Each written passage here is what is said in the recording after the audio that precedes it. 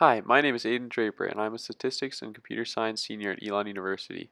I spent this semester investigating image quality loss after applying various grayscale noise filters on low-light photos. I chose to study low-light photography not just because it is a passion of mine, but also because of the effect that noise, or grain as we call it, still has on the domain of photography. Although dusk is one of the most preferred times to go take pictures, it can also be the most detrimental to your image quality. Nighttime photography has existed since the 1930s when photographers like Edward Steichen started dramatizing certain scenes by capturing the moon or streetlights to make their settings more eerie.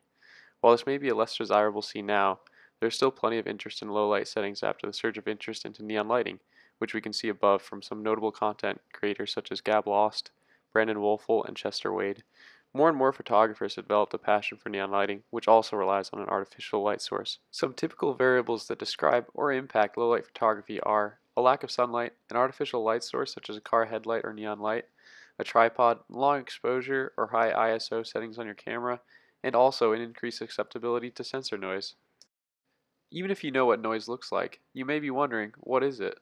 In photography, it is defined as visual distortion captured by your camera sensor. This can be due to weather conditions, lack of sunlight, high frequencies from other subjects during exposure, and more. However, more generally, noise is the captured error associated with certain signals. You may also know it from TV screens as static, or have seen it while analyzing the stock market, but essentially, you have a desired true signal that is being corrupted by this unwanted matter. For this reason, many different domains of science, other than computer vision and photography, are interested in noise removal for signal retrieval. Here are a few of the most common types of noise captured in photographs. Gaussian and Poisson noise follow the distributions of random variables. Salt and pepper is just a clever name for corrupted white and black values from high frequency disruptions during exposure. Speckle is actually known for disrupting radar images, tomography, and radiology. The first step we took was creating our own image dataset for benchmarking. While there are a few benchmark datasets readily available, we decided that they were not geared enough towards low-light photography. Hence, we started creating our own. We captured one noiseless photo and one noisy photo for every subject in our dataset. Let's look at a specific example of one of the benchmarking images. They have almost the exact same exposure levels except one was taken using a tripod so that the most true signal could be produced, while the other was taken at a more reasonable shutter speed, but with a much higher ISO or sensitivity to light score. Their difference may not seem apparent right now, but that's also because we are looking at roughly 20 million pixels. Now if we zoom in on the same crop region, the grain in our noisy photo becomes a lot more apparent. Before we kept using this photo, we wanted to prove our noise was Gaussian, so we used another cropped region of the same street image and investigated its distribution. This first distribution reflects how the true pixels should be distributed. This second photo, however, represents the distribution of our noisy photo. In theory, if we subtract both distributions from each other, we should be able to yield our captured signal noise and analyze its distribution. Here is our result. If you look at the histogram on the right, our data is now much more bell-shaped than before. We attempted to graph what this noise would look like without the image, but in doing so, we seem to have discovered some unwanted camera shake, which will be a limitation in the study of this photo. Nonetheless, we were still able to get a rough estimate of how our higher ISO setting has captured unwanted noise. This is a representation of what a region of 64 pixels might look like in an image. Computers store our images as two-dimensional arrays that normally carry three values within every cell representing colors for red, green, and blue. In our case, we have simplified our values to one integer from 0 to 255 that represents a shade from black to white. If we observe salt and pepper noise in our photo, this is what it might look like at the pixel level. Now, it would be easy to sort this out with an if-else statement if only their values were always these maxima. However, corrupted pixels can be much closer in value to their neighboring pixels and also clump together. For this reason, computer vision experts typically use box filters. Box filters make up small matrices that are used to average every cell value in an image based on its neighbors. They typically involve calculating some sort of estimator for the center value, which if you can imagine every pixel being averaged in some way, this can cause some degree of image blurring. This is actually a motivation for this study. There are three notable subdomains of image filtering. While they all generally rely on the same notion of cell averaging, they slightly differ in their structures, which makes them categorizable. Standard computer vision methods are dependent on generally untrained box filters. Machine learning methods, on the other hand, usually require some training or might even employ some sort of complex neural network. Statistical methods, on the other hand, are dependent on Bayesian frameworks that have some priori information about noise. The methods underlined here are some that we investigated during this study.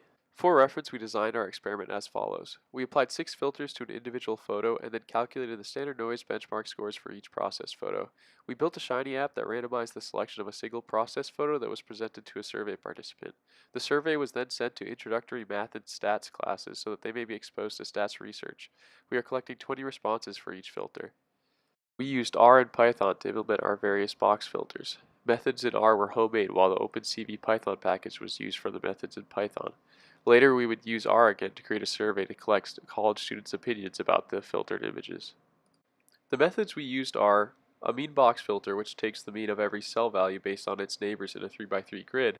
The bilateral filter, which uses a Gaussian filter but also considers the relative distribution of the current neighboring pixels so that it can prevent the blurring of edges. The non-local means filter, which uses a mean filter based on the entire distribution of the image rather than a box filter, and then averages the target pixel based on the other similar pixels in the distribution. And finally, the Adobe Lightroom filter, which is unfortunately private to us. These methods may seem very different because of their symbolic notation, but actually they are all very similar in their design and structure, as they all have some degree of normalization after summation or integration. Once these methods had all been implemented on a single noisy photo, we could finally conduct our survey on Elon students.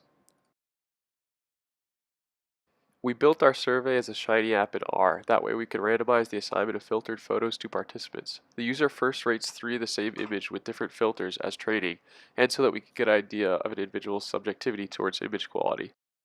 Then, the participant is given the true image and a filtered noisy image and asked to rate the filtered image based on how well it represents the true image. We added a blown up region of each image for better analysis.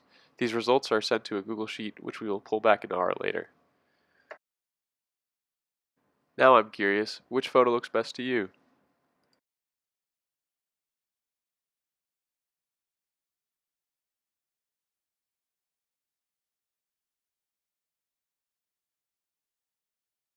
Here are the actual benchmark scores for those photos. For reference, the higher peak signal to noise ratio the better, the less mean squared error the better, and the closer to 1 the better for R squared. As it turns out, the bilateral filter actually outperformed the other filters on all the benchmark scores.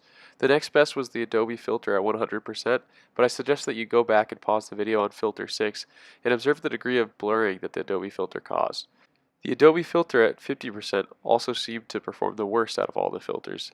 That being said, the responses we are collecting from Elon students are already beginning to tell a different story, which tells us that people may not actually prefer the best filters according to the benchmark tests. We actually began this research this semester, so we are still in the process of collecting survey data, unfortunately.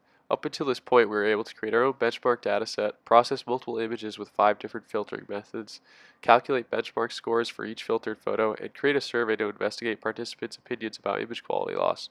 But we still have more work to do. We hope to finish the Markov random field algorithm, conduct a descriptive analysis on our survey data once it is fully collected, perform a one-way standard ANOVA test on the image scores for the various filter types, test for correlation between increasing benchmark scores and the visual perceptions of participants, and finally draw a conclusion from our analysis. That essentially wraps up my talk. Thank you for your time, and I hope you enjoyed this presentation.